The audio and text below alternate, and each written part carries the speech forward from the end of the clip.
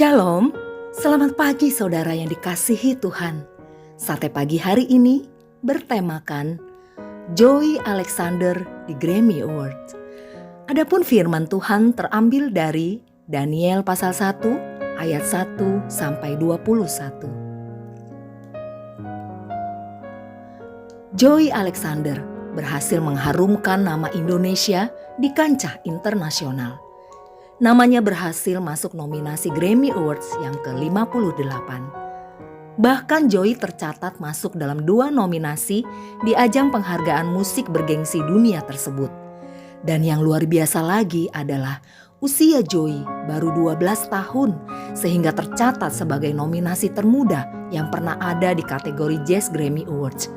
Hal ini membuat pianis jazz yang sejak tahun lalu menetap di New York untuk mengembangkan karir musiknya menjadi orang Indonesia pertama yang masuk nominasi Grammy Awards.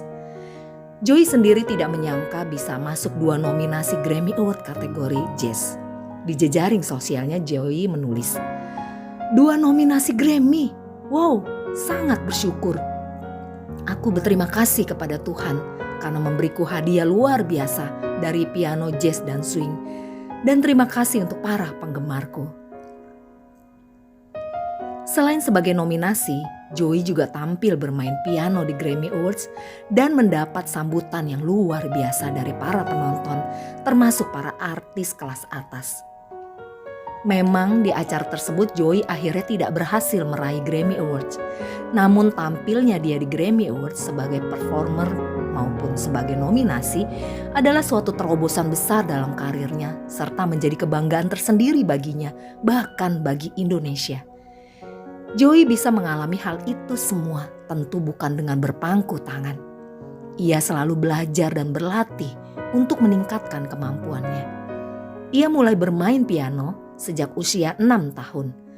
Kedua orang tua Joey adalah penggemar musik jazz dan ayahnya kerap memperdengarkan album-album klasik. Dari situlah Joey mulai belajar bermain piano. Dengan bakat musiknya yang tinggi serta usahanya untuk terus berlatih, Joey semakin mahir bermain piano. Berbagai festival internasional pun diikutinya, hingga membuat namanya perlahan dikenal, khususnya di kalangan musisi hingga pecinta jazz dunia. Bahkan di usianya yang masih sangat muda, Joey berhasil memenangkan kontes internasional di Ukraina dan tampil di hadapan mantan presiden ke-42 Amerika saat itu, yaitu Bill Clinton. Kunci keberhasilan Joey adalah belajar dan berlatih, bukan hanya mengandalkan bakat dan kemampuannya. Demikianlah halnya dengan Daniel bersama 3 temannya, yaitu Sadrak, Mesakh, dan Abednego. Para pemuda berbakat yang dibawa dari Yehuda ke pembuangan Babel. Mereka harus dilatih selama 3 tahun dengan berbagai ilmu dan bahasa orang Kasdim, barulah mereka bisa mahir dan tampil sebagai orang-orang penting di kerajaan Babel. Bakat plus belajar dan berlatih adalah kunci kesuksesan. Mari saudara, kita tekun belajar dan berlatih untuk mengasah bakat dan talenta kita, sehingga kita pun dapat meraih kesuksesan. Amin. Mari kita berdoa. Bapa Sorgawi, mampukan aku untuk terus belajar dan berlatih dalam memaksimalkan bakat, talenta, dan potensi yang Kau beri demi kesuksesanku. Di dalam nama Tuhan Yesus, aku berdoa. Amin.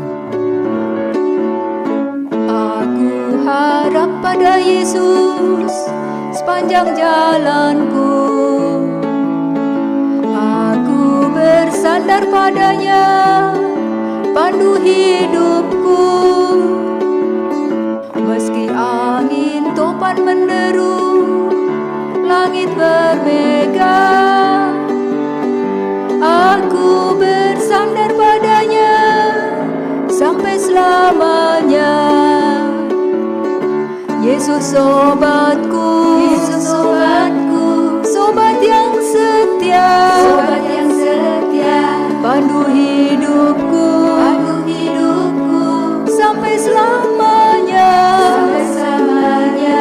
Meski angin topan menderu, langit bermega,